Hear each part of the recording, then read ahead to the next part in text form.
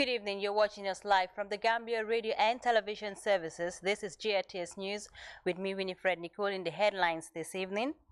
His Excellency President Adama Barrow lays the foundation stone for the $100 million Radisson Blu Hotel in Bijilo. A two-day convergence on development on Codex standard and technical regulations is underway at NANA office in Bakau.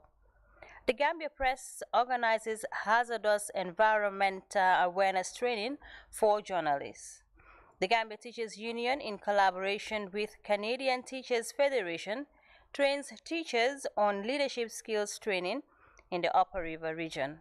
In sports, Sadibu Kamaso challenges Lamin Kababajo for the GFF presidency as the race for the top job in Gambian football heats up. Well, away from home, high cost of diesel threatens manufacturing in Nigeria.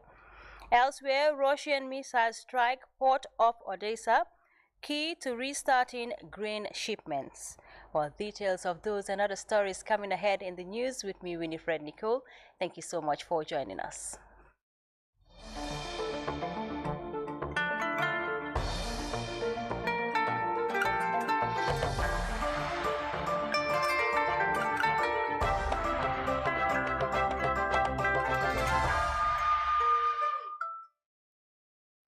It's good to have you with us once again. We begin with the presidency. His Excellency President Adama Barrow today laid the foundation stone for the $100 million Radisson Blu Hotel in Bijilo. It is one of the biggest infrastructural programs under the OIC project. The Radisson Blu Hotel comes with more than 400 suites and 60 royal and presidential suites, projected to complement the country's tourism infrastructure and job opportunities. Let's take a listen for more on that. Summit projects are designed to be legacy projects, and their advantages, benefits, and impact will far outlive the summit. For this reason, we will make sure that we get it right in the best interest of the nation and the global Muslim community. We will not accept indifference or food dragging anymore. I have directed the revival and immediate strengthening of the various levels of coordination and oversight bodies and functions. These include the project steering committee and the project implementation unit of the Ministry of Works, Transport and Infrastructure. Although the COVID-19 pandemic affected our plans, we have noted that the implementation stage of all the OIC summit projects is in progress. Distinguished ladies and gentlemen, the 5-star hotel that will be constructed on this site will mark the Radisson Blu brand in the sub-region. This incorporates its facilities, architecture, services, and management. It will house 400 high-end garden and sea view guest rooms, as well as VIP suites. It will have royal villas, presidential apartments, meeting rooms, and other event venues. In line with our commitment to environmental preservation, the hotel design is environmentally friendly and features several green zones to protect and maintain the flora and fauna within the area. Well, details of that report by Ibrahim Jallo will air in our tomorrow's bulletin. Well, meanwhile, the laying of the foundation stone of the Radisson Blu Hotel has been hailed by many as a milestone development as Gambia edges closer to hosting the OIC summit. As Isaac Keita tells us, the development is one that would add value to the Gambia's tourism industry. A clear manifestation of development-oriented leadership takes shape as focus on the much-awaited OIC conference remains high. The $100 million 5-star hotel adds up to the list of already existing hotels, but this development landmark comes with an international brand set to add value to Gambian tourism. It's good for the country, it's good for the project as far as the OIC is concerned, because we'll be having some dignitaries coming to the country, the presidents of OIC countries. So we welcome the idea, and then we are grateful that the the person that is taking care of the project is a Gambian. It is a project applauded by many. The coming of Radisson Blu Banjul under Imogam is a long-awaited vision boosting ongoing infrastructural developments in the country. This is a milestone development for the overall infrastructural development of the Gambia, but particularly the tourism sector. We've all had the Minister of Tourism talking about the international brand, the absence of international brand in the Gambia. Having such a brand in the Gambia will not only attract tourists, but high-spending tourists. The project was initially positioned to last for 18 months, but a confident indication by the contractor could see works completed in 15 months, with building works expected to run 24 hours round the clock. This 17-hectare piece of land would be quite adequate to host a 5-star hotel of the magnitude planned. Where we are standing now is a 17-hectare land, and it's reserved for this particular hotel. And as you heard from the President's speech, we are going to have 400 super rooms, and we are going to have 50 presidential suites and also 10 royal suites. So it's going to adequately cater for the main guests, and at the same time, it will have other facilities. So I want to make this very clear. This is a business investment. People shouldn't see it as something that is just purely for the OIC, and after the OIC, that's it. No, it's an investment between the concessionaire and the government, and we really expect return on investment. All eyes will soon be on the small West African nation, which is moving to galvanize tourism through improved infrastructural development. It signifies what the government and their sense of direction towards the OIC summit. It is going to add a lot into our tourism sector. The employment is going to generate for the youths of this Gambia is also immense. And I think it's even going to change the flora and fauna. It's going to give it a new look. And Destination Gambia will be very much enhanced with the incoming of this 5-star hotel. Radisson Blu is a top global brand, and we believe that's going to add value to what we have already existing in our tourism sector. Adding to the already existing list of names branding the Smiling Coast, Radisson Blu brings a unique touch of tourism with Destination Gambia on course to revitalize its markets. You might have all the finest roads, you might have the best conference center, but they need to be comfortable. You need to put them in a comfortable place befitting their status. And we pride ourselves in really taking care of guests, and we call ourselves the Smiling Coast. So as far as the OIC is concerned, this 5-star is a unique addition, and it's something that without it, I wouldn't say the summit would not be held, but it's an important and critical component. As Gambians hail recent developments under the leadership of President Barrow, the country is on course to improve growth, with road building programs already in construction, with the newly commissioned Radisson Blu Hotel putting the Gambia on a pedestal to host the most anticipated international conference. Radisson Blu is one of the top-tier hotels in the world. An international brand of such a magnitude will be the centerpiece of the OIC conference, given the fact that Gambia remains one of the exotic tourism destinations in the world. This will add value not only in terms of tourism development, but enhancing economic development in the Smiling Coast. For GRTS News, this is Aissatou Keita. Aissatou Keita there.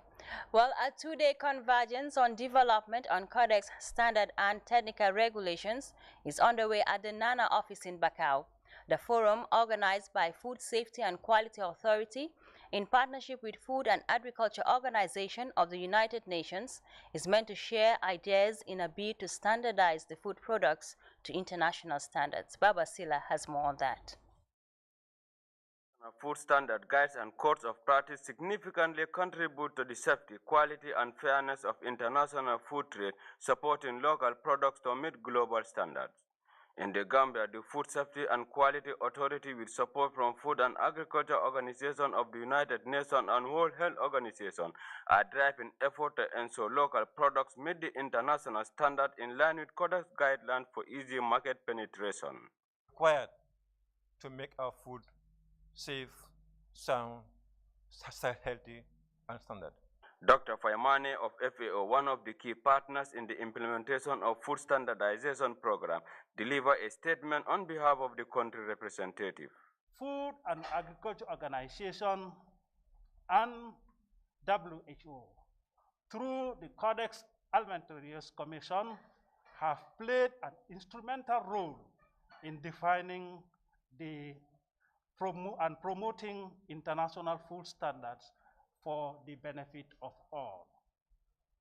These standards are meant to protect the health of consumers and ensure fair practice and in the food trade, and as well provide capacity building for countries to implement food safety systems. Malik Gom, a board member of the Food Safety and Quality Authority, underscored the important partnership enhancing food standards.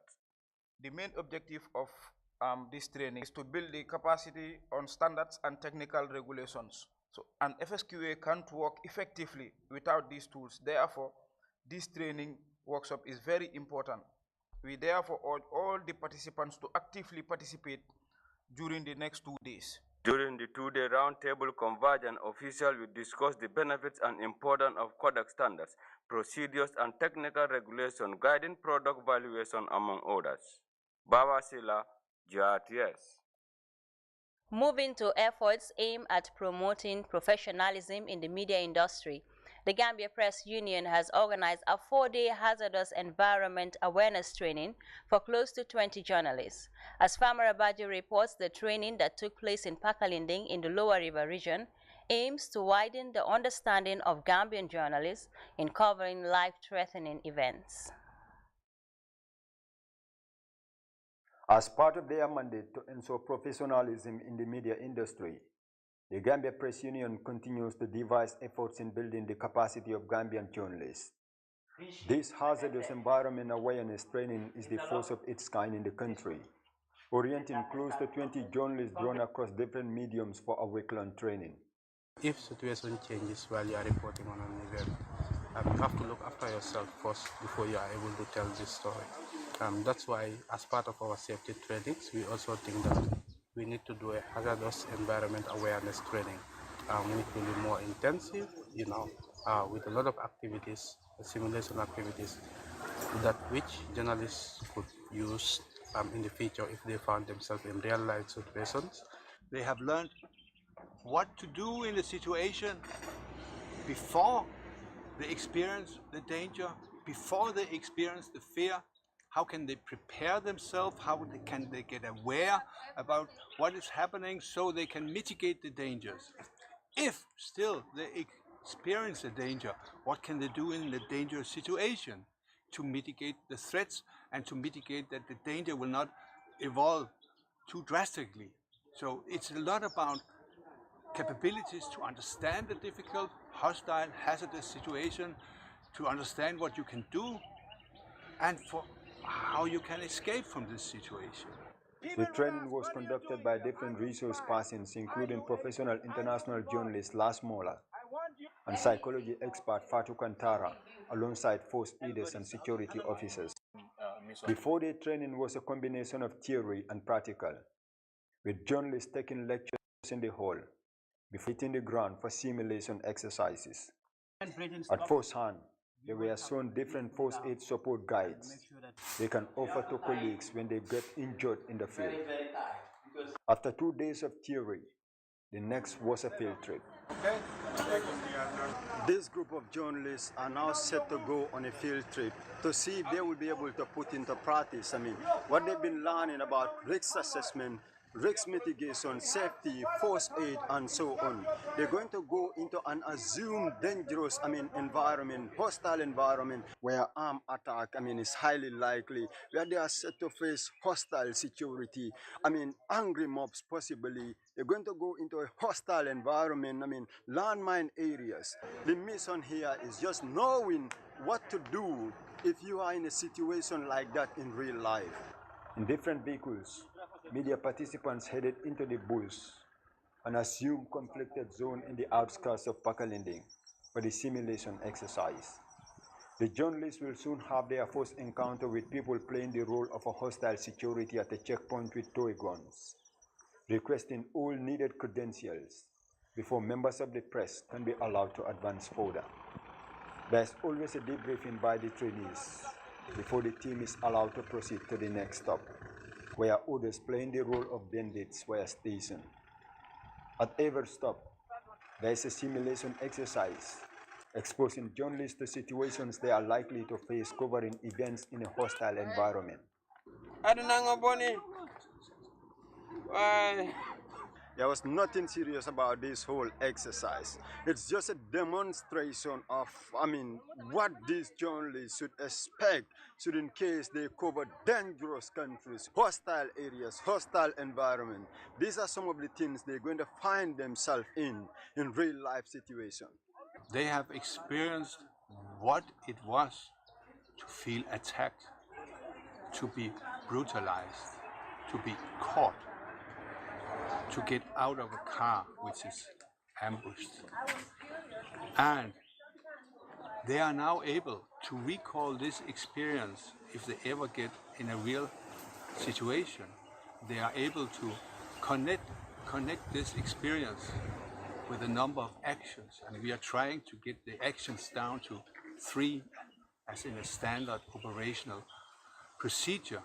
What we've seen here in the last 4 days as part of the exercises, where we faced some armed robberies in simulation exercise, where we faced some kidnapping, people have been blindfolded, handcuffed, detained, forced to lie down on the ground, people are injured and people try to administer first aid and those kind of things, how journalists are looking out for their colleagues. I think these are really things that were impressive, because if we are able to apply these skills when real life situations occur, that would definitely be a great impact on our job. A broader debriefing aimed at widening the understanding of reporters on every bit of the training was conducted as soon as participants returned from the field. Important lectures were delivered on psychology by expert Fatu Kantara, who taught reporters how to recover from trauma and covering stressful events. This is what one of the trainees said about the HIT training. I've learned a lot of new things from the training with regards to how I can survive in tough situations if I happen to find myself in hostile environments, like in separatist areas. This, I think, would go a long way in helping me, because I did not say I don't know much of these things, but it has really impacted, it has added a lot to my experience. A training in safety, first aid, security, and psychology is an important milestone for these journalists, whose coverage of events in a hazardous environment might not look so strange anymore. Farmer, GRTS News. Moving on, the Sustainable Land Management Committee of the North Bank region recently embarked on a monitoring tour of project and intervention sites across the region. The tour is meant to assess the level of development and the impact of the project in enhancing the livelihoods of beneficiary communities. Pamela Kanyi files in this report. Honey in the heart of the basic forest. This farmer represents a larger group who were trained on beekeeping. Today, they are utilizing the environment wisely. Beekeeping is a lucrative venture and equally a forest conservation technique. Aside from its economic gains such as honey production, the women of Basik are processing locally made body lotions using beeswax, proceeds from which are used to run their association. Alkali Jajusi works with the Natural Resource Consulting. Speaking to GRTS, he advised communities to protect their environment through the promotion of sustainable land management. They have generated a lot of income, and currently 20 of the hives are colonized. And the villagers said they cannot even supply the demand of honey to the population within and around that area. They have even made a demonstration exercise. They've put on their uniform. They've demonstrated how they do harvesting, which was very impressive. They have thanked the Food and Agriculture Organization for providing them all the support, as well as Natural Resource Consulting, NACO. The River Gambia, a source of livelihood. Close to its banks is the community of Balengo, a village that predominantly rely on fishing. The community was supported with 2 boats, fishing gears, and a tricycle by the Njawara Agricultural Training Center. The aim is to encourage fishing in the area, curb the rate of irregular migration, and enhance the economic condition of youths and women. Kadinjai, a beneficiary, explained how the intervention is improving their livelihoods.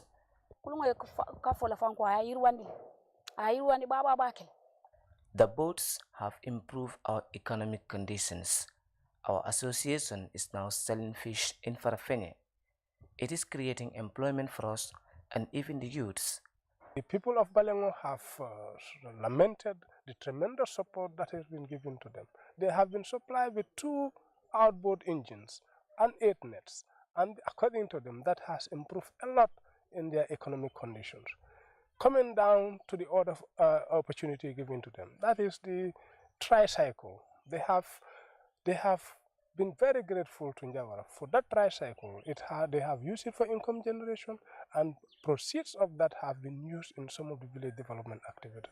This is the remains of the Dobo forest, a 10-kilometer stretch that used to accommodate a diversity of different trees and wildlife is reduced to a bare grassland. The current scenery is devastating, and it depicts the direct impact of human activities towards the environment. Through the Dry Land Project, restoration of the forest cover is to be championed by 4H The Gambia. The project supported the fencing of the forest perimeter, planted tens of trees, and provided a borehole to encourage tree nursery management. Today, the project is at its climax, but growing concerns and controversies surrounding the implementation are also erupting from the villagers. Some of them believe that the project outputs are below standards. Sambaba, who volunteered to speak to GRTS, said the project implementation has series of errors. He argued that many project arrangements are yet to be implemented. Bari ninko dati Gambia natata domande akalaban folale du way Gambia tora back. Project sustainability is a growing concern in the Gambia. If this forest cover is properly managed, it has the potentials of curbing youth migration and will have a cumulative benefit on farming and agriculture. I would like to thank 4H for their intervention, but at the same time also I want them to improve significantly the efforts that they have started. The villagers appreciated it, but there are still undone activities, and the villagers have lamented if 4H could come back and complete those activities, because there is a borehole, but in the borehole there is inadequate water supply. So there are other activities that they need to complete, like the waiting shed, like the store, and so on and so forth. So 4H, yes, thank you for what you have been doing, but still improve what you have started. Visible signs of an environmental devastation due to uncoordinated sand mining that has been ongoing for almost half a decade in the community of Badibu Gunjur is now threatening farmlands and agricultural production. Defending his grounds, Kausubaro, the VDC chairman of Gunjur, told the SLM committee that the Gunjur VDC have no idea about the mining, as he maintained that the land belongs to a family who commercialized the area and the miners had never paid any dues to the VDC. The monitoring continues to other communities and project intervention sites across the region. For the news, I am Famara Kanye. The Gambia Teachers Union, in collaboration with Canadian Teachers Federation, is holding a summer leadership training for young teachers in the Upper River region. The capacity building is aimed at enhancing the knowledge of participants on leadership skills, gender-based violence, occupational health and safety, effective communication, climate change, amongst others. Our URA correspondent Seydou Kamara covered the event, and he filed in this report. Training for 40 young teachers on professional development leadership organized by the Gambia Teachers Union in partnership with the Canadian Teachers Federation seeks to expand teachers' leadership and engagement in development planning. The training aims to install basic leadership skills in participants and engage them in planning to combat climate change, gender-based violence, as well as occupational health and safety, alongside effective communication and trade union education. According to the senior GTU program officer and professional development coordinator, Pa Daniel Mendy, the capacity training will prepare young teachers to become great future leaders in different areas. We actually trying to build the capacity of young teacher leaders, being cognizant of the fact that they will soon be in the helm of authority at the level of the school. We don't want to wait until they get there. We want to start developing their capacity in various areas right from now, so that as they grow through the ranks, they become more experienced and more knowledgeable in their work. The first vice president of the Gambia Teachers Union, Safi Nyasi, said the training is necessary to boost the moral and knowledge of union members who have been exposed to key leadership skills in increasing their understanding of communication. So we told them about the importance of communication, as it is supposed to be very clear. Whatever you want to communicate should be clear, and consider also those you are communicating, whether they are young or old or male or female.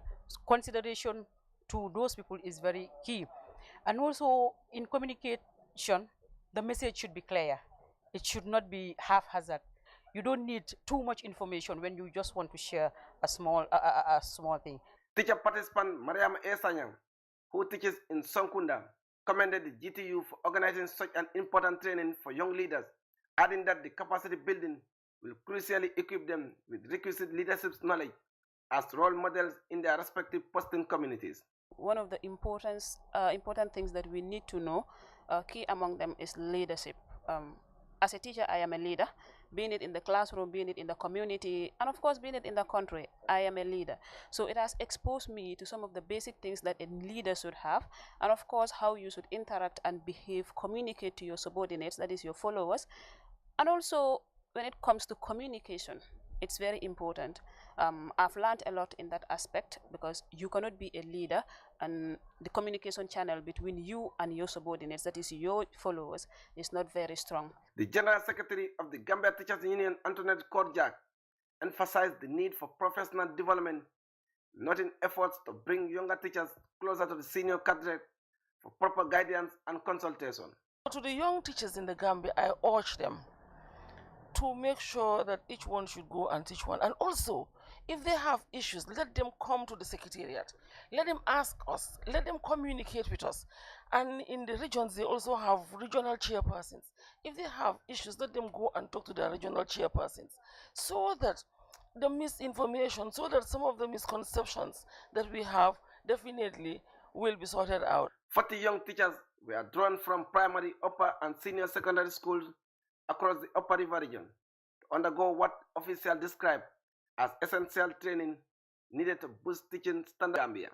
Saidu Kamara, reporting for GRTS News from Basse Upper. Promoting the Indian Institute of Hardware Technology recently graduated 400 students who successfully completed courses in various fields of education. The institution is contributing immensely in complementing government's effort in the education sector. Kajetu Jallo has more on that. Since its establishment in 2018, the institute, according to officials, have trained many young Gambians, and the latest batch of graduating students numbered staggering 400. IHT Limited is a partner to the Indian Institute of Hardware Technologies Private Limited, a global pioneer in information management systems, education and training, with an established presence in Africa, Asia, the Middle East and Europe.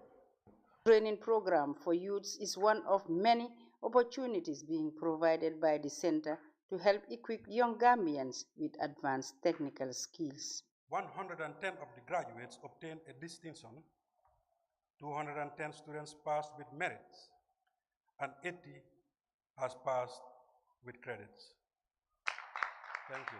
Amongst the YEP ICT Scholarships Phase 3, 109 graduated, out of which 53 students are currently in full-time employment and 24 are engaged in self-employment.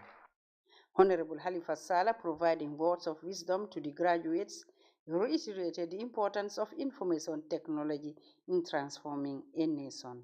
I am convinced that thinkers have a future, inventors have a future, builders have a future. A society that stops thinking will stop learning. A society that stops learning will stop growing. A society which stops growing will stop developing. And a society which stops developing will disappear into the abyss.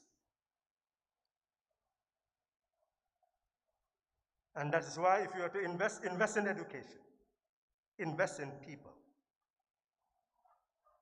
And we must congratulate those who decided to invest in this institution.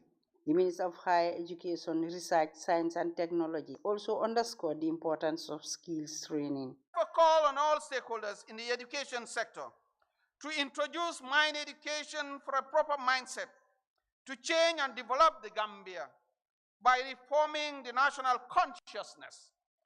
Tibet is the right answer. Let's embrace it. Graduates, as you complete another cycle of your studies today, surely many of you already have first-hand experience on how important it is to learn a skill and feel proud to be part of that national development process.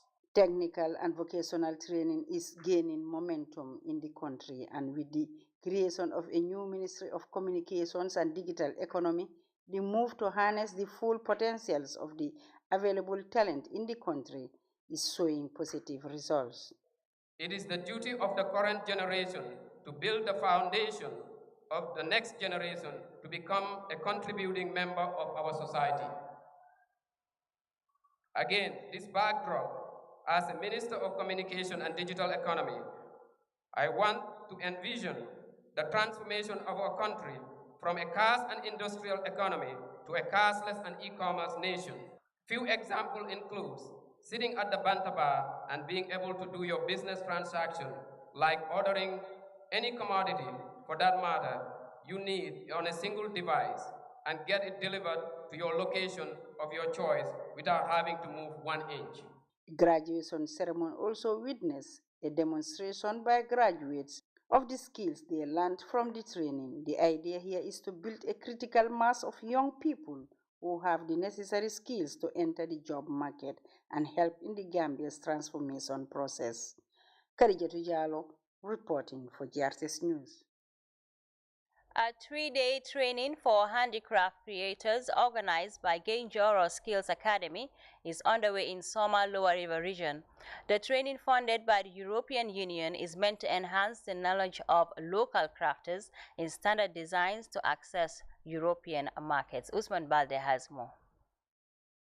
The capacity building aims to promote handicrafts within and outside the Gambia and as well enable participants to produce market-relevant works. This, according to the CEO of Gainjoro Skills Academy, Fatou Sarkey, will enable participants to access the EU market with the standard required. We're doing this for a period of 3 years, and at the end of the 3 years, we would like to identify 3 products that are key and we can sell in the EU market. We've decided also in this project to open an Etsy market, which is an online platform that we will be selling the products and services of the handicraft people. If you go on our website, gainjoroskillsacademy.com, see the project on there and also all what we're going to do. The Etsy platform will be launched very soon, and to enhance the capacity so that it can also be linked to that. The training is not just to train them to add more value or to design their products more beautifully, but also to train them on how to communicate, how to market, how to digitalize their products and services. With that, we have experts. We have experts in the handicraft. We also have an expert that will train them and support them with marketing, communication, branding, and digital marketing also, to be able to take good pictures, resonate very well on their products and services that they will do for us to further put in the Etsy platform for them to be able to sell. Pa Usman Boy of GCCI explained that their office is working closely with Kenjoro Skills Academy for the sustainability of the project. We don't want to see this project to be like the other projects, like what they say, other projects. Projects will come and go, and there will be no impact on the society or the people that were on the project.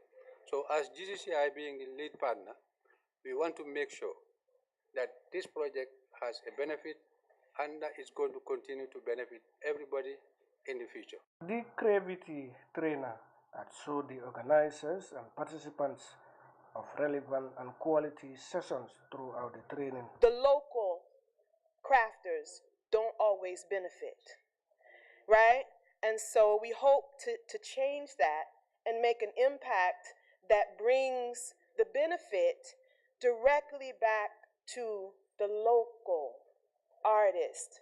The training, according to organizers, will focus mainly on marketing, branding, digital communication, among other areas that will help participants access the European Union market.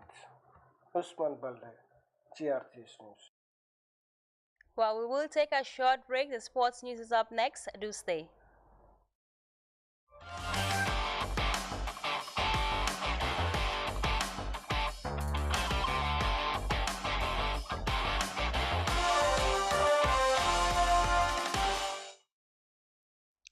Welcome back, and now a bit of sports for you. The two presidential aspirants in the upcoming elections of the Gambia Football Federation have launched their manifestos and unveiled their respective teams. Lamin Kaba Bajo and Sadibu Kamaso are vying for the top office in Gambian football, with the elections slated for August 27th, and already the race is heating up. Well, still in sports. In just under a few hours from now, history will be made in the U.S., where Gambian Major Soccer League referee Bakary Jallow will officiate in the EL Clasico friendly between Spanish football giants Real Madrid and Barcelona.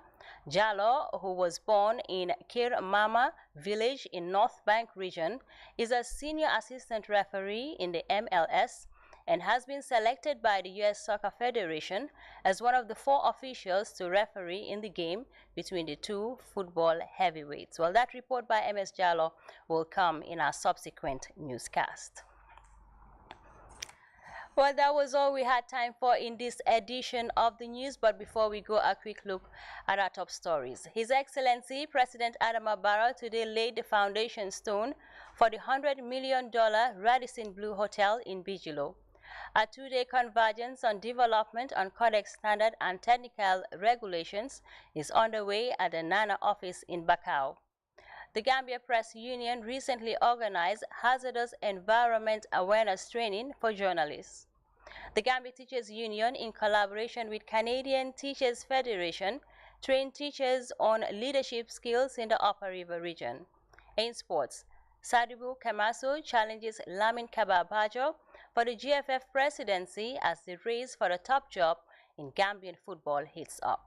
While away from home, high cost of diesel has threatened manufacturing in Nigeria. Elsewhere, Russian missiles strike port of Odessa, key to restarting grain shipments. Well, viewers, that was all we had time for in this edition of the news at 2200 hours. But from me, Winifred Nicole, and the entire news team, thanks for watching and do have a peaceful night.